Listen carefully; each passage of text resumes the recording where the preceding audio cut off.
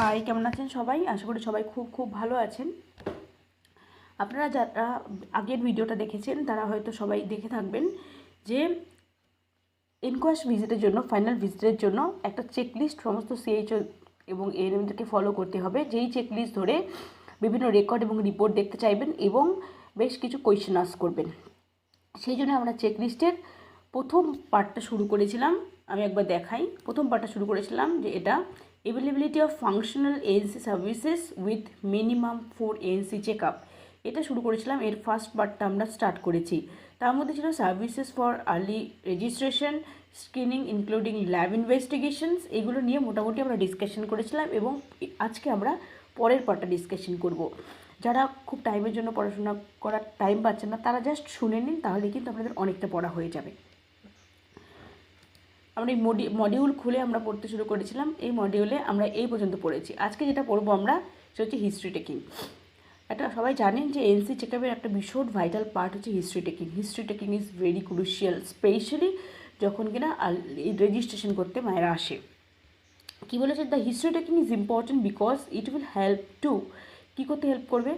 Identify whether there were complications during previous pregnancies that may have a bearing on the present one. হয়তো previously কোনো complications তার আছে কি না, যেটা কিনা এখন এই প্রেগনেন্সির সময়েও কিন্তু আসতে পারে। দের আরেকটা কি? Identify any current medical, surgical or obstetrical condition that may complicate the present pregnancy. কোনো রকম মেডিকেল, সার্জিক্যাল অথবা অবস্টেটিক্যাল কোনো কন্ডিশন আছে কিনা যেটা কিনা প্রেজেন্ট প্রেগনেন্সিকে কমপ্লিকেটেড করতে পারে।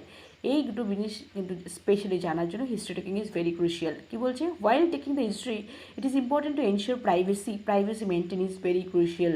Make the women feel calm and relaxed, মানে তিনি যাতে কাম এবং রিল্যাক্সড ফিল করেন। As the pregnant women will be under your care for 9 months, it is important that you establish a rapport with her and make her feel comfortable. যেহেতু কিনা একটা আমার registration হওয়া মানে একদম পুরো 9 মান্থ ধরে আপনার আন্ডারে আছে, তাই আপনাকে তার সাথে একটা র্যাপো তৈরি করতে হবে যাতে সে কমফোর্টেবল ফিল করে। Remember to record all findings in the MCP card, highlight abnormal findings. যদি কোনো অ্যাবনর্মাল ফাইন্ডিংস থাকে সেটা কিন্তু হাইলাইট করতে হবে। In case the pregnant woman has not met the ASHA অথবা এমপিডব্লিউ অফার এরিয়া। দেখা গেল কোনো মা প্রেগনেন্ট হয়েছে, সেই আশা ওয়ার্কার খবরটা জানেন না, যেটা জানাটা এক্সপেক্টেড। যদি না জেনে থাকেন এবং সেই প্রেগনেন্ট মা দেখা গেলো তার বাড়ির লোকের সাথে ডিরেক্ট এসেছেন, এরকম যদি পরিস্থিতি হয় তাহলে কিন্তু অবশ্যই সেই মাকে এএনএম দিদিমণির রেসপন্সিবিলিটি হবে সেই মাকে ওই এলাকায় যে আশাকর্মী আছে তার সাথে ইন্ট্রোডিউস করিয়ে দেওয়া, যে ইনি হচ্ছে আপনার এলাকার আশাকর্মী, ইনি আপনার টেক কেয়ার করবেন, কোনো সমস্যা হলে এনার সাথে যোগাযোগ করবেন। এবং কোথাও বিএসএসএনডি সেশন হলে সেখানে যাতে কখন হবে, কবে হবে, পরবর্তী চেকআপগুলো কবে হবে, সেগুলো যাতে সেই আশাকর্মী করে দেন এবং যাতে উনি যে করার জন্য রেসপন্সিবল সেটা সেই মাকে জানিয়ে দিতে হবে। এবং ফার্দার যদি কোনো যা টেটানাস ইঞ্জেকশন যা যা প্রয়োজন হয় সেটা যে ওই আশা দিদিমণি ব্যবস্থা করবেন সেটা ওনাকে জানিয়ে দিতে হবে এবং আশা দিদিমণির সাথে ইন্ট্রোডিউস করিয়ে দিতে হবে। এবার কী হচ্ছে? Start with collecting the following history. শুরু করতে হবে কোন দিয়ে? ফলোইং হিস্ট্রি দিয়ে। কি? এজ অফ ওমেনের এজ কত, অর্ডার অফ প্রেগনেন্সি মিনস যেটা কিনা গ্র্যাভিডা, G1 আর G2, আগে বাচ্চা আছে না নেই, সেই অর্ডার জানতে হবে। এই প্রেগনেন্সির অর্ডার জানতে হবে, 1 নম্বর না 2 নম্বর না 3 নম্বর, এটা জানতে হবে। বার্থ ইন্টারভ্যাল, আগে যে বাচ্চা হয়েছে সেই বাচ্চার বয়স কতদিন আগে সেই বাচ্চা হয়েছে সেটা কিন্তু জানাটা ভীষণ important. Ask for symptoms, normal symptoms during pregnancy, Nazia, vomiting, heartburn, constipation, increase frequency urination, এগুলো হচ্ছে ভেরি কমন সিমটম অ্যান্ড যেগুলো কিনা ডিসকমফোর্ট করতে পারে ওই মাকে। Examine symptoms for complications, fever, persistent vomiting with dehydration, palpitation, tiredness, breathlessness at রেস্টে থাকা সত্ত্বেও ব্রেথলেসনেস, অথবা হালকা পাতলা হাঁটাচলা করলেও, মাইল্ড এক্সারশন হাঁটাচলা করলেও কিন্তু তার ব্রেথলেসনেস আসে। Generalise swelling of body or facial puffiness, severe headache or burning, blurring of vision, passing smaller amount of urine or burning micturition, leaking or bleeding per vagina, abnormal vaginal discharge or itching, high blood pressure detected in ANC চেকআপের সময় high blood pressure detected হয়েছে। Leaking for more than 12 hours without labour pain, দেখা গেলো 12 আওয়ার্সের বেশি সময় ধরে leak করছে, fluid leakage হচ্ছে কিন্তু সেখানে কোনো লেবার পেইন ছাড়াই। Decreased or absent fetal movement বুঝতে পারছে না, অথবা প্রেজেন্স অফ গয়টা দেখা দিয়েছে, এরকম যদি থাকে তাহলে এগুলোকে কিন্তু কমপ্লিকেশন হিসেবে ধরে নিতে হবে। Take obstetric history. এবার কি বলেছে, it is essential to ask the women about a previous প্রেগনেন্সির obstetric history to determine if there were any complications is previous প্রেগনেন্সিতে কোনো কমপ্লিকেশন ছিল কিনা সেটা জানার জন্য। সাম কমপ্লিকেশনস মে রিকার, যে কিছু কমপ্লিকেশন আবার আসতে পারে ডিউরিং দ্য প্রেজেন্ট প্রেগনেন্সির সময়, তাই জানাটা ভীষণ important.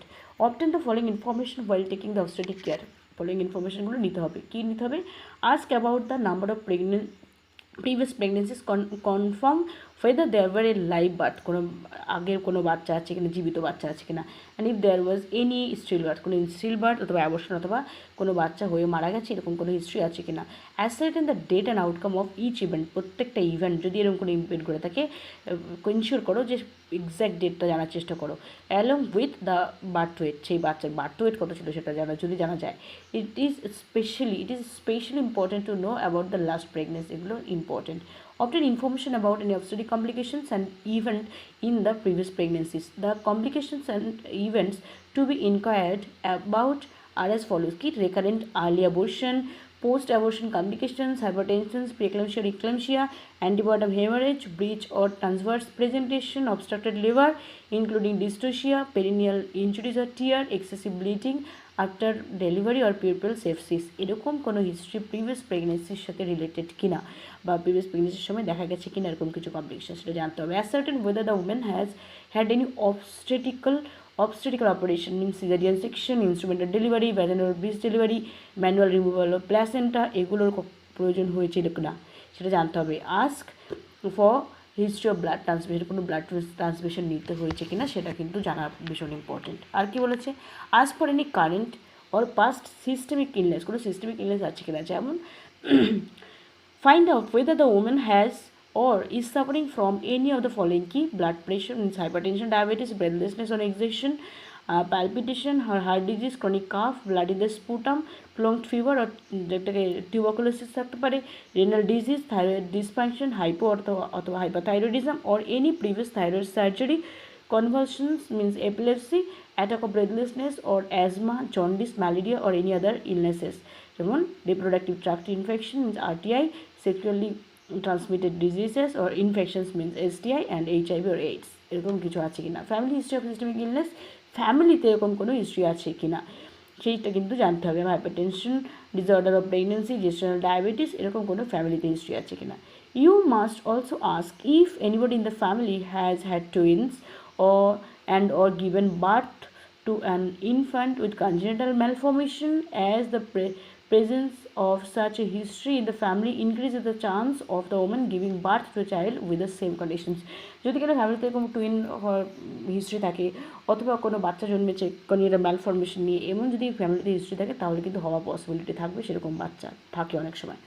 Now history of drug intake or allergy, এরকম কোনো হিস্ট্রি আছে কিনা। It is important to find out if the woman is allergic to any drug or if she is taking any drug that might harmful to the fetus, তাই জন্য জানাটা মেডিসিনের history জানাটা important.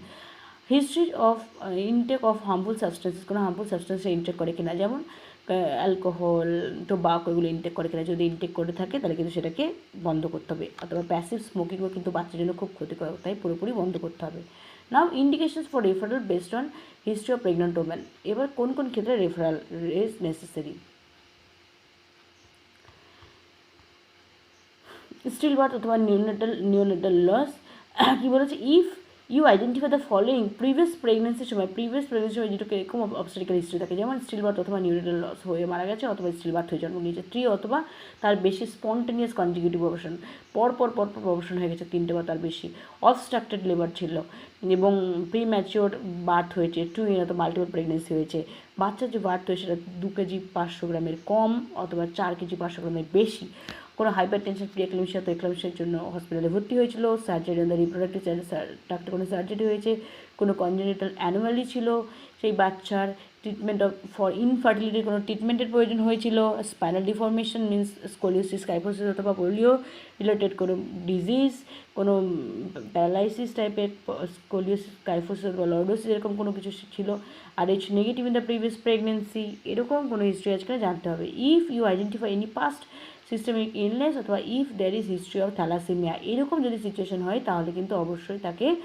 Refer করতে হবে 24/7 open থাকে এরকম পিএইচসিতে ANC চেকআপের জন্য অথবা ডেলিভারির জন্য, নিজের কাছে কিন্তু রাখা যাবে না। Now physical examination is crucial, This activity needs to be conducted during all the visits. সমস্ত ভিজিটের সময় কিন্তু physical examination is necessary. কি বলেছে, the initial reading may be taken as a baseline with which the later reading are to be compared. তাহলে কি হলো, আগের initial যে রিডিং তার সাথে এখন লেটেস্ট যে রিডিং হলো তার সাথে কিন্তু কম্পেয়ার করতে হবে এবং সেটা কিন্তু কম্পেয়ার করতে হবে। কী বলেছে, general examination involve following steps. কী look for pallor, look for jaundice, measure and record pulse, আর হচ্ছে লুক ফর ইডিমা, আর measure and record respiratory rate, এগুলো কিন্তু করতে হবে। কী বলছে, look for pallor, presence of pallor indicates anemia, everyone knows that প্যালোরটা ইন্ডিকেট করছে অ্যানিমিয়া। এক্সামিন দ্য ওমেন কনজাংটিভাকে এক্সামিন করতে হবে, nail means nail bed, tongue অথবা ওরাল মিউকোসা পাম, এগুলোকে চেক করতে হবে যে কোনো অ্যানিমিয়া সিমটমস আছে কিনা, প্যালোর আছে কিনা। Increase in pallor is linked with worsening anemia যদি খুব বাজে কন্ডিশনে থাকে তাহলে কিন্তু প্যালোরটা অনেক বেশি থাকবে। And should be verified with haemoglobin estimation and other investigation to identify the needs for the referral to the PSC medical officer in case of anemia worsen. যদি অ্যানিমিয়া থাকে, সিভিয়ার অ্যানিমিয়া, তাহলে কিন্তু PSC মেডিকেল অফিসারের কাছে refer করতে হবে। Now look for jaundice. Jaundice is yellowish staining of the skin and sclera, the white of the eye. আয়ের যে হোয়াইট পোর্শনটাতে সেখানে কিন্তু একটা ইয়েলোইশ ডিসকালারেশন দেখা যাবে, caused by high level of the chemical bilirubin in the blood. Everyone knows jaundice is not a disease but it's sign that can occur in many different diseases ক্ষেত্রে কিন্তু symptom হিসেবে এটা কিন্তু arise করতে পারে। কি অ্যারাইজ করতে পারে, জন্ডিস অ্যারাইজ করতে পারে, তাই কিন্তু সেটা খেয়াল রাখতে হবে। Look for yellow discoloration of the skin and sclera. The color of the skin and sclera will vary depending on the level of bilirubin. When the bilirubin level is mildly elevated, যদি খুব হালকা করে elevated বেড়ে যায়, দে yellowish, তাহলে কিন্তু yellowish হয়ে যাবে। When the bilirubin level is high, they tend to be brown. যখন অল্প বেড়েছে, বিলিরুবিন লেভেল যদি অল্প বাড়ে তাহলে ইয়েলোইশ হবে, আর যদি বিলিরুবিন লেভেলটা অনেক বেশি বেড়ে যায় সেটা কিন্তু ব্রাউনের দিকে টার্ন করে ব্রাউন কালার হয়ে যাবে। না মেজার অ্যান্ড রেকর্ড পালস। কী বলছে, দ্য নর্মাল পালস রেট হচ্ছে 60 to 90 beats per minute. If the pulse rate is persistently high or low, continuous মানে একদম কন্টিনিউ, যতবার চেক করে ততবারই একদম হাই হয়ে বসে আছে, অত খুব লো, উইদাউট আদার সিমটম, কোনো সিমটমস নেই, the women requires medical attention at the PSC অথবা ফার্স্ট রেফারেল ইউনিট। দেখা গেল বেশি আছে, কনসিস্টেন্টলি বেশি, অথবা খুব কম এবং কনসিস্টেন্টলি কম, এরকম বলে কিন্তু তাকে মেডিকেল অ্যাটেনশনের জন্য পিএসসিতে অথবা ফার্স্ট রেফারেল ইউনিটে পাঠাতে হবে। Measure and record respiratory rate. কী বলছে, নর্মাল রেসপিরেটরি হচ্ছে 18 to 20 breaths per minute. If respiratory rate is above 30 breaths per minute and pallor is present, it indicates severe anemia. দেখা গেল তার রেসপিরেটরি রেট হচ্ছে 30-এর বেশি এবং তার সাথে হচ্ছে কি প্যালোর রয়েছে, তাহলে ইন্ডিকেট করবে কিন্তু সিভিয়ার অ্যানিমিয়ার ক্ষেত্রে এটা হতে পারে, অথবা হার্ট ডিজিজের ক্ষেত্রে অথবা আদার অ্যাসোসিয়েটেড মেডিকেল প্রবলেম থাকতে পারে, সেটা কিন্তু মনে রাখতে হবে। আর কি, she must be immediately refer to the PSC medical officer for further investigation and management of any illness that may be present. Now look for oedema. Oedema যেটাকে বলছে swelling which appears in the evening and disappears in the morning after a full night sleep.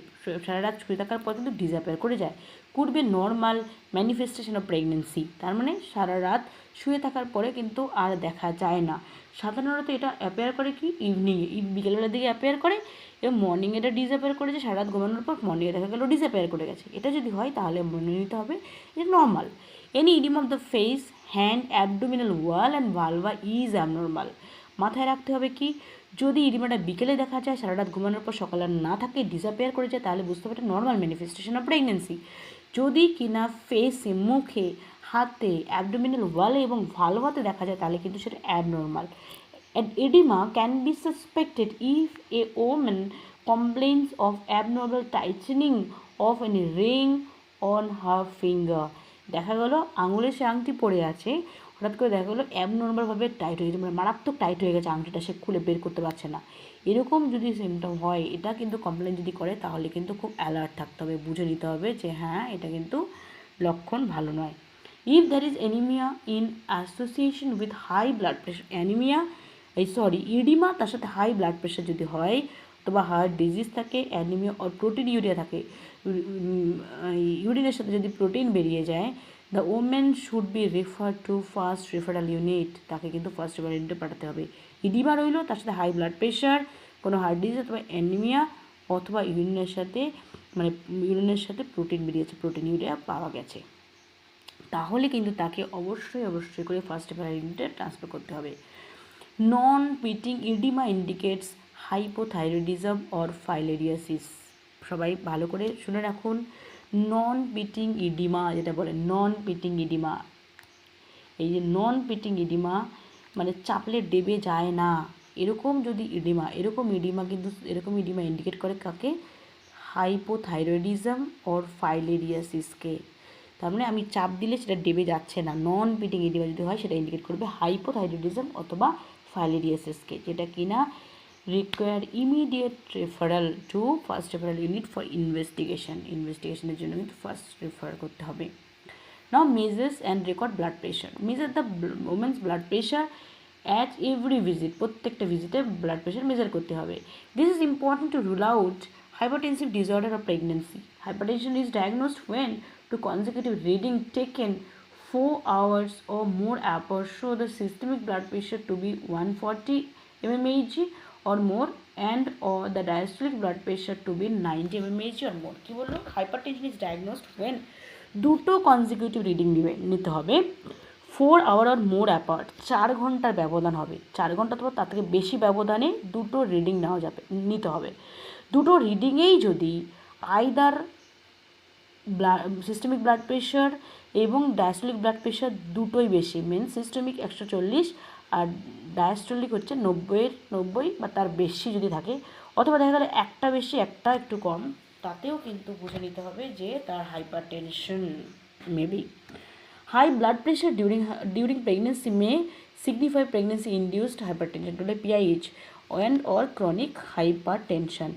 If the woman has high blood pressure, check her urine for the presence of albumin. Urine check করতে হবে albumin আছে কিনা দেখার জন্য, মানে protein urea দেখার জন্য। The presence of albumin +2 together with high blood pressure is significant to categorize her as having preeclampsia. তার মানে কি বললো? ওখানে হাই ব্লাড প্রেশার রয়েছে, তার সাথে অ্যালবুমিন আছে +2 অ্যালবুমিন, তাহলে বুঝে নিতে হবে কিন্তু তার প্রিএক্লেমশিয়া। Refer to the PHCMO immediately. If diastolic blood pressure of the woman is above 110, it is a danger sign that points towards imminent eclampsia. যদি কিনা diastolic blood pressure 110 mmHg উপরে থাকে, তাহলে imminent eclampsia সেটা বুঝে নিতে হবে। The urine albumin should be estimated at the earliest. Urine albumin কিন্তু তাড়াতাড়ি করে চেক করতে হবে। If it is strongly positive, the woman should be referred to first referral unit immediately. একদিকে ডায়াস্টোলিক ব্লাড প্রেশার বেশি, তার সাথে যদি আবার দেখা যায় যে অ্যালবুমিনের পরিমাণও রয়েছে ইউরিনে, তাহলে কিন্তু স্ট্রংলি বুঝে নিতে হবে এটা পজিটিভ এবং ওকে রেফার করতে হবে। If the woman has high blood pressure but no urine albumin, he should be refer to PHC medical officer, তাহলেও কিন্তু রেফার করতে হবে। ব্লাড প্রেশার বেশি বাট অ্যালবুমিন নেই ইউরিনে, তাও রেফার করতে হবে। A woman with PIH, pre-eclampsia or imminent eclampsia require hospitalization, এক্ষেত্রে কিন্তু হসপিটালাইজেশন করতে হবে। And supervised treatment at 24 hour PHC, সেখানে রেখে সুপারভিশনে রাখতে হবে, 24 hour সুপারভিশনে থাকতে হবে। CHO/NM ASHA must keep in touch with the woman or her family and undertake appropriate follow-up of this case. CHO/NM এবং আশা দিদি অবশ্যই কিন্তু সেরকম মাকে কন্টিনিউয়াস ফলো আপে রাখবে। Now measures and record weight. A pregnant woman's weight should be taken each visit. প্রত্যেকটা ভিজিটে কিন্তু তার ওয়েট নিতে হবে। The weight taken during the first visit means during registration should be treated as the baseline weight. তার মানে রেজিস্ট্রেশনের সময় যেটা নেওয়া হয়েছিল সেটা কিন্তু বেসলাইন দিতে পারে, এটা is initial. Now normally a woman should gain 9 to 10 kg during her pregnancy. প্রেগনেন্সির সময় কিন্তু 9 থেকে 11 কেজি ও ওয়েট লস করবে। Ideally after the first trimester, pregnant woman gains around 2 kg every month. তার ফার্স্ট ট্রাইমেস্টারের পর কিন্তু প্রতি মাসে 2 কেজি করে ওয়েট গেইন করে normally. As inadequate dietary intake can be suspected if the woman gains less than 2 kg per per month যদি 2 কেজির কম weight gain করে তাহলে বুঝতে হবে তার ডায়েটারি ইনটেকটা অ্যাডিকুয়েট হচ্ছে না। She needs to be put on food supplementation and counsel for adequate dietary intake. Low weight gain usually leads to intrauterine growth retardation IUGR। যদি লো ওয়েট গেইন থাকে তাহলে কিন্তু সেটা IUGR প্রবলেমগুলো IUGR হওয়ার সম্ভাবনা থাকে। And result in the birth of the baby with low birth wait, এবং তার ফলস্বরূপ হতে পারে কিন্তু বাচ্চাটা লো বার্থ ওয়েট হয়ে জন্ম নিল। Excessive weight gain more than 3 kg in a month, 3 মাসে প্রাণ মাসে 3 কেজি বেশি ওয়েট গেইন হয়, should raise suspicion of preeclampsia. সেটাও কিন্তু একটা কমপ্লিকেশান। প্রিএক্লেমশিয়ার পসিবিলিটি অথবা দেখা যেতে পারে যে তার টুইন্স প্রেগনেন্সি রয়েছে অথবা diabetes. Take the woman's blood pressure and test her urine for proteinuria or sugar. If her blood pressure is high, more than 140/90, and her urine has protein or sugar, refer to the PSC medical অফিসারের ক্ষেত্রে refer করতে হবে। নাও কি বলছে, nutritional assessment করতে হবে। এবার pregnant women should B routinely monitor during the ANC visit and facility and community level. যখন এই ভিজিট হবে তখন এয়ারটেক ফেসিলিটি অথবা কমিউনিটি লেভেল যেখানেই হবে কিনা রুটিনলি চেক করতে হবে। After the registration process A 3-point algorithm should be followed by frontline healthcare worker to screen and manage the pregnant woman. কি বলছে, assess, screen, take history, measure all visits and look for all clinical sign or lab investigation. কি বলেছে, classification, the pregnant woman will be classified as per the chart. কি বলেছে, category, but first কি বলেছে, category কী কী ক্যাটেগরিতে ভাগ করেছে, not at nutritional risk, at nutritional risk, at severe nutritional risk and medical risk. কোনটা কোনটা দেখলে আমরা কোন ক্যাটাগরিতে ফেলবো। এজ যদি ধরা হয়, যদি এজটা 20 বা 20 বেশি থাকে তাহলে সাধারণত ধরা হয় যে not nutritional risk. Height 150 centimetre অথবা তার বেশি। বডি মাস ইনডেক্স কী বলেছে, 18.5 থেকে 22.9 kg/m², না, অ্যান্ড অর, যেটা কিনা if the pregnancy is less than 20 weeks, okay. And gestational weight কী বলেছে, 2 kg/month and second trimester onward. Second টাইমেস্টারের দিকে সাধারণত কী বলেছে, জেস্টেশনাল ওয়েট গেইনটা 2 kg/month হবে, যেটা আমরা এখন ডিসকাশন করলাম।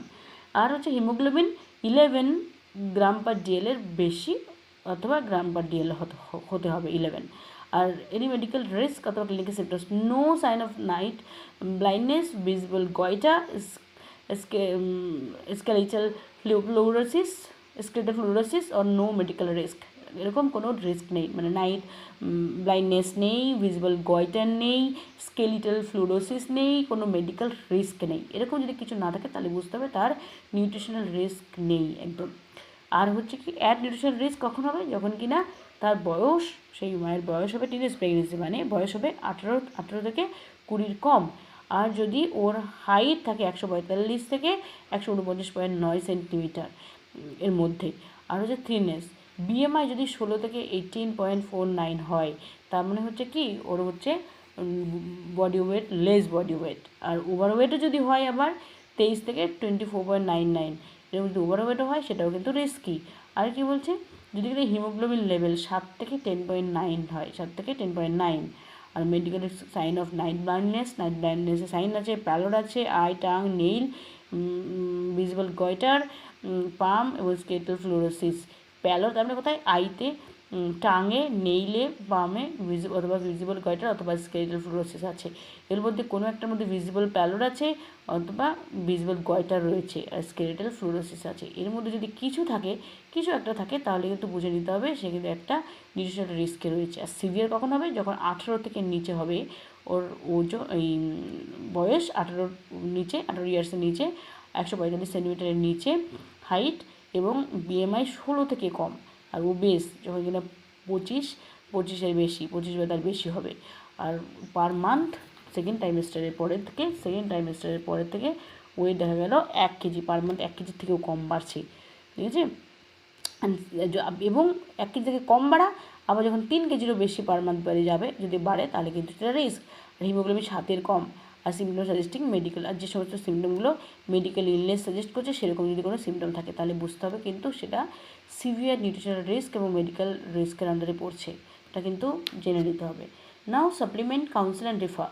Depending on the classification supplementation counselling and or refer should be done. কী প্রবলেম আছে তার উপর ডিপেন্ড করে আমাদের ডিসাইড করতে হবে আমরা কোনটা করবো। Management of pregnant women can be done through investigation interventions given in the section. এখানে কিন্তু ইন্টারভেনশন বলা আছে। কী বলা আছে? Prophylaxis during pregnancy. ইন্টারভেনশনস কী হচ্ছে? আইএফএ ট্যাবলেট দিতে হবে, ট্যাবলেট আয়রন ফলিক অ্যাসিড মানে আইএফএ ট্যাবলেট, শুধু ফলিক অ্যাসিড, প্রথমে একটু ফলিক অ্যাসিড দেওয়া যায় ইনিশিয়াল স্টেজে, দেন আয়রন ফলিক অ্যাসিড আর হচ্ছে টিটেনাস টক্সাইড আর ক্যালসিয়াম, এগুলো কিন্তু নেসেসারি। কম্পোজিশন কী বলছে? ফলিক অ্যাসিডের 500 মাইক্রোগ্রাম 500 মাইক্রোগ্রাম করে পাবে। আর ডোজটা কী হবে? 1 ট্যাবলেট 1 সেটে একবারই পাবে। আর টাইমিং কখন? ফার্স্ট টাইমেস্টার, ওয়ান্স প্রেগনেন্সি কনফার্ম হলেই কিন্তু সে পেতে শুরু করবে। এটা কি করে? কিসে থেকে প্রতিরোধ করে? নিউরাল টিউব ডিফেক্ট, বাচ্চা নিউরাল টিউব ডিফেক্ট থেকে বাঁচায়। আর কি হচ্ছে? আয়রন ফলিক অ্যাসিড কখন? আয়রন ফলিক অ্যাসিডের কম্পোজিশন কী আছে? 60 মিলিগ্রাম আয়রন এবং 0.5 মিলিগ্রাম অফ ফলিক অ্যাসিড হবে। এখানে মাথায় রাখতে হবে কিন্তু 60 মিলিগ্রাম আয়রন থাকে আর 0.5 মিলিগ্রাম ফলিক অ্যাসিড থাকে। আর ট্যাবলেট হবে কি? 1 a day, একটাই খাবে। In second and third trimester of pregnancy for 6 months, second and third trimester, second টাইমের থেকে শুরু হবে, সেকেন্ড থার্ডে হবে এবং আপ টু 6 months মানে 180টা ট্যাবলেট সে খাবে। আর কন্টিনিউড 6 months আফটার ডেলিভারির পরেও আবার 6 মাস, তার মানে 180টা ট্যাবলেট বিফোর ডেলিভারি, 180টা ট্যাবলেট আফটার ডেলিভারি। আর এটা কী করে? অ্যানিমিয়া থেকে রক্ষা করে। Tetanus toxoid injection 0.5 ml tetanus toxoid, 2 injections 1 month apart, 1 মাসের অন্তর গিয়ে 2টো ইঞ্জেকশন দিতে হবে।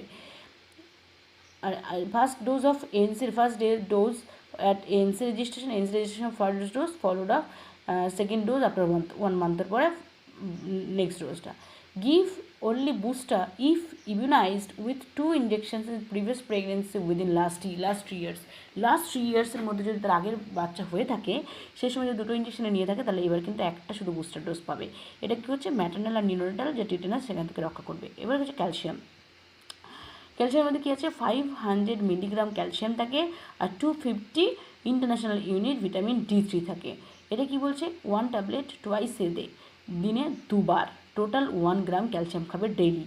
এটা ফ্রম সেকেন্ড টাইমেস্টার থেকে শুরু করবে throughout pregnancy for 6 months এবং আফটার ডেলিভারি 6 months, এভাবে কিন্তু চলবে।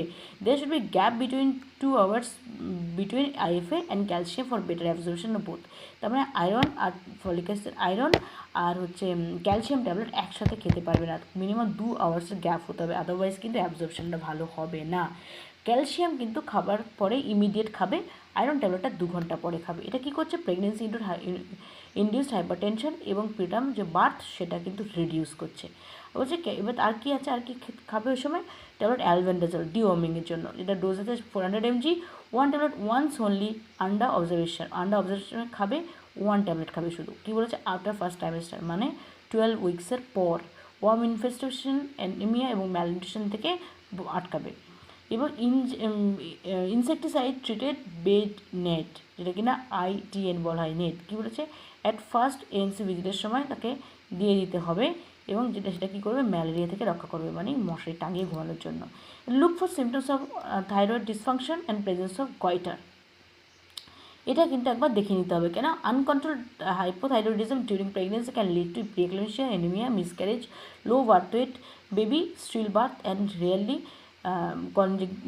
Congestive heart failure. এই সমস্ত প্রবলেমগুলো আসতে পারে বলে কিন্তু অবশ্যই করে চেক করতে হবে। কী চেক করতে হবে? Look for the symptoms of hypothyroidism, feeling tired, unable to stand, cold, সহ্য করতে পারে না cold temperature, hoarseness of voice, গলা একটা খসখসে গলা একটা ভয়েস হয়ে যায়, সোয়েলিং অফ দ্য ফেস, মুখটা ফোলা, ওয়েট গেইন, কনস্টিপেশন, স্কিন এবং হেয়ার চেঞ্জ হলো, হেয়ারের টেক্সচার চেঞ্জ হলো, including dry hair, loss of eyebrow, carpal tunnel syndrome, যেটা কিনা হাতের রিস্টের ওখানে একটা ব্যথা ফিল হবে, একটা পেইন ফিল হবে, টিংলিং সেন্সেশন থাকবে, হার্ট রেটটা স্লো হবে, মাসেল ক্র্যাম্প মানে ইরেগুলার মেনস্ট্রুয়েশন যদি দেখা দেয়। এবার হচ্ছে routine screening for hypothyroidism during pregnancy is not recommended. Routine check up কিন্তু রেকমেন্ডেড নয়। A pregnant with symptoms of hypothyroidism, a history of hypothyroidism or other endocrine system conditions or high risk pregnant women should be screened hypothyroidism। যদি কিনা এরকম কোনো symptoms থাকে তবে কিনা endocrine system, আদার endocrine সিস্টেমে যদি কোনো ইস্যু থাকে অথবা হাই রিস্ক প্রেগনেন্সি থাকে তার ক্ষেত্রেই কিন্তু এটা চেক করাটা, স্ক্রিনিং করা হবে। আশা এবং NM will identify pregnant women at risk of hypothyroidism and refer to higher health center and counsel them for timely testing and follow-up. You should make sure the periodic visits are made as per schedule by pregnant women diagnosed with hypothyroidism. Hypothyroidism যদি হয় যাতে as per schedule যাতে সে check up করে সেটা দেখে নিতে হবে, and এতে যাতে কোনো ড্রপ আউটের কেস থাকে, দেখা গেলো অনেক দিন ধরে কোনো খবর নেই, সেটা যেন না হয়। You should inform PHCMO in case pregnant woman who has been diagnosed with hypothyroidism is moving out the area. যদি ওই এরিয়া থেকে হাইপোথাইরয়েডিজম ডায়াগনোস্ট হয়েছে, তাকে ওষুধ দেওয়া হয়েছে, সেই ওমেন যদি ওই এরিয়া থেকে চলে যায় তাহলে কিন্তু মেডিকেল অফিসারকে ইনফর্ম করতে হবে, মিনস অথরিটিকে জানাতে হবে। A detailed report should be given to her regarding the management plan so that she is able to follow up and continue the treatment whether she goes. তাহলে কিন্তু যাওয়ার আগে তাকে একটা চার্ট করে দিতে হবে এবং বেশ কিছু ইনস্ট্রাকশন দিতে হবে যাতে কিনা যেখানেই যাক না কেন সেখানে গিয়ে সেটাকে সে ফলো আপ করতে পারে। Now breast examination. Observe the size and shape of the nipple for the presence of inverted or flat nipples. Try and pull out the nipples to see if there can be pulled out easily.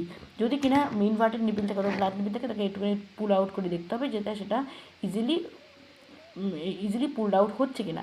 If nipple R inverted, যদি inverted হয়ে থাকে women must be observe two pool on them and rule them between the থাম and index finger. থাম and index finger দিয়ে চেপে ধরে আস্তে আস্তে করে তোলার চেষ্টা করতে হবে। এই 10 ml অথবা 20 cc disposable plastic syringe can be use করা যেতে পারে এই ইনভার্টেড নিপলটাকে কারেক্ট করার জন্য। কাট দ্য ব্যারেলটাকে কাট করতে হবে, করে সেই সিরিঞ্জটাকে from the end or the needle is attach, যেখানে নিডলটা অ্যাটাচ থাকে সেখান থেকে তুলে নিয়ে ওখান থেকে কাট করে নিতে হবে, ব্যারেলটা কাট করে নিতে হবে। Then take out the plunger and put it in from the opposite end দিয়ে এটাকে লাগাতে হবে। And which is the cut end of the syringe, যেটা কিনা কাট এন্ড। এখানে দেখো প্রসিডিওর দেওয়া আছে, এখানে কেটে নিতে হবে, কী বলতে এই পোর্শনটাকে কেটে নিতে হবে,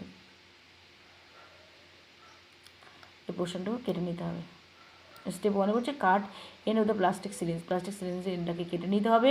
দেন ইনসার্ট পিস্টনটা ইনসার্ট করতে হবে ফ্রম দ্য কাট এন্ড।